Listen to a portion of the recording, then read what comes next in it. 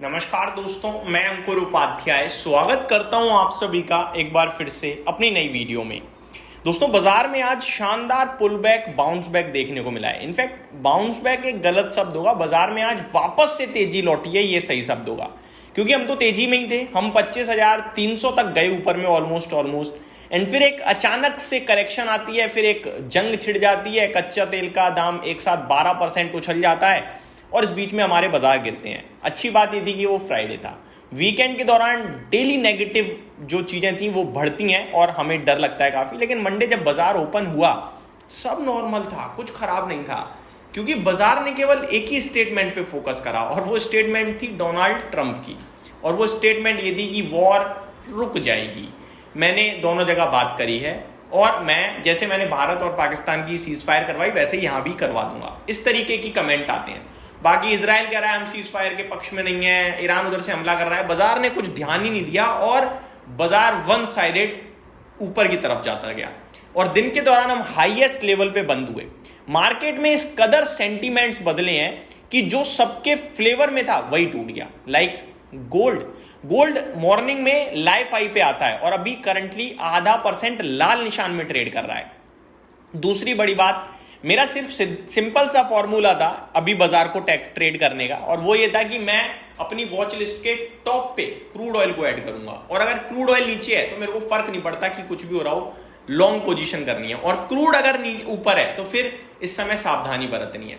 हर समय क्रूड को देखना जरूरी नहीं है, लेकिन कभी कभार आपको मेन रीजन पता होना जरूरी है। वाय, अपने वाय को ढूंढोगे, उस पर अटल रहोगे, डटे रहोगे तो आपके लिए बाजार समझना और ट्रेड करना, निवेश करना आसान रहेगा। लेकिन अगर आप अपने वाय से भटके तो प्रॉब्लम है।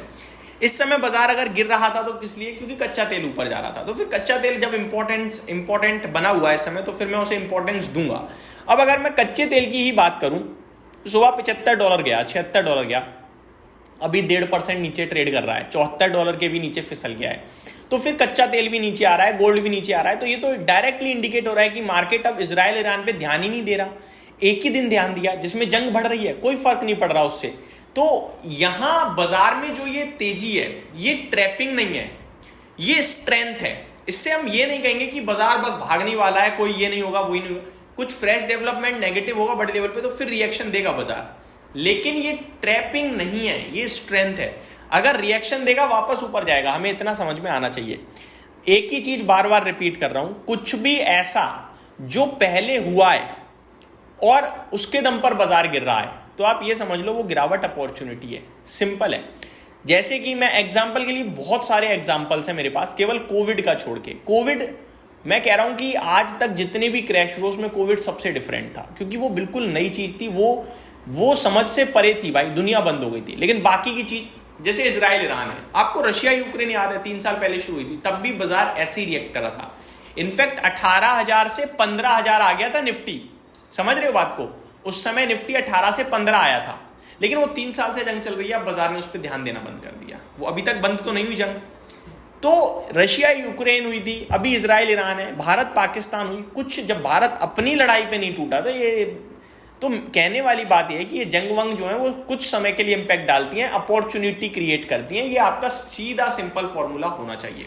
आज अगर बाजार गिरता तो मेरे यही वर्ड्स रहते, मैं चेंज नहीं होता। मेरे कल भी यही थे, क्योंकि मैंने रील बनाई है, वो भी आप देख सकते हो। वहां भी मैंने यही कहा कि फालतू की बातों में मत आओ, बाय ऑन डिप की अपॉर्चुनिटी होगी, उसे ग्रैब करना।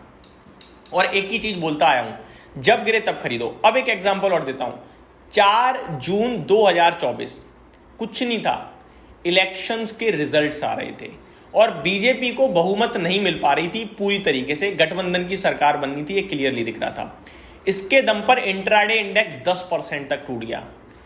सबसे ज्यादा इंपॉर्टेंट होता है गवर्नमेंट का रोल, सबसे ज्यादा। क्यों? क्योंकि वही डिसाइड कर रहे हैं कि देश को कैसे आगे बढ़ाना है, पैसा कहां खर्च करना है, क्या करना है, क्या नहीं करना।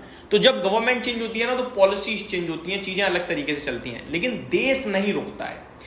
हो सकता है चीजें डिफरेंट हो जाएं, अभी ये चल रहा है कल कुछ और चलेगा, लेकिन देश चलेगा, बढ़ेगा, क्योंकि जो गवर्नमेंट आएगी वो भी ग्रोथ की तरफ ही फोकस करने की कोशिश करेगी। लेकिन उस समय प्रॉब्लम आती है, गिरावट होती है। उस दिन 10% गिरा, वो अपॉर्चुनिटी थी, क्योंकि पहले भी गवर्नमेंट बदली है, बाजार गिरा है तो वापस ऊपर गया ना। तो जब भी कुछ ऐसा हो जो पहले हुआ है फिर हो रहा है, तो बाजार क्राइसिस है। एक और एग्जांपल देता हूं, फ्यूचर में हो सकता है। 2008 में फाइनेंशियल क्राइसिस आया था लेमन ब्रदर्स की वजह से, 2008-9 में रिसेशन अमेरिका में, दुनिया भर में मंदी आ गई एक तरीके से। इस बार फिर अमेरिका में मंदी आने का डर हो रहा है और क्राइसिस आने का डर है। तो क्या क्राइसिस के समय हम क्या करेंगे? सोचो आप, सब बेचो बेचो बेचो चिल्ला रहे होंगे। हमारा सिंपल सा फॉर्मूला रहेगा, जब गिर जाएगा बाजार वो अपॉर्चुनिटी के रूप में ट्रीट करना है। 2 साल तक आपको मौका मिलेगा खरीदने का, 1.5-2 साल, लेकिन उस 1.5-2 साल पैसा बनेगा नहीं, टूटेगा, और उस गिरावट में जो लगाएगा उसका बनेगा, अगर क्राइसिस आया तो। क्योंकि पहले भी आया है, 50% क्रैश हुआ था मार्केट। तो ये आपको पता होना चाहिए कि कब लेने का मौका है, कब नहीं है। कब नहीं होता है? जब आप 3 महीने, 6 महीने, 1 साल के लिए पैसा लगा रहे हो, आपको जरूरत है, तो फिर मत लगाओ ऐसे समय में कभी पैसा। इस समय केवल वो पैसा लगाना चाहिए जिसकी जरूरत नहीं है आपको अगले 3-5 साल, वही पैसा लगा के आप छोड़ सकते हो। वरना अगर जरूरत वाला पैसा लगा दिया तो लॉस होगा और भारी नुकसान होगा भाई साहब। तो बस इतना डिसिप्लिन रखना है, इससे ज्यादा कुछ नहीं। अभी जो ये बाजार की तेजी है, इस पे पूरी तरीके से भरोसा रखिए, क्वालिटी स्टॉक्स पे भरोसा रखिए, क्वालिटी स्टॉक्स को खरीदिए और लॉन्ग टर्म का व्यू बनाइए।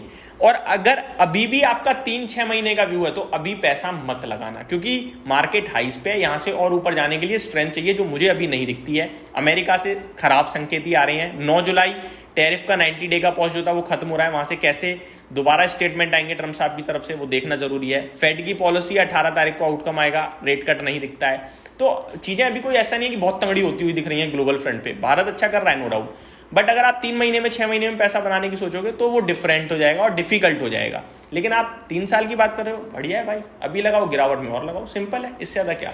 तो ये मेरी तरफ से आपके लिए डिटेल्स थी। उम्मीद करता हूँ वीडियो पसंद आई होगी, समझ आई होगी। Thank you so much for watching this video. Have a great day guys.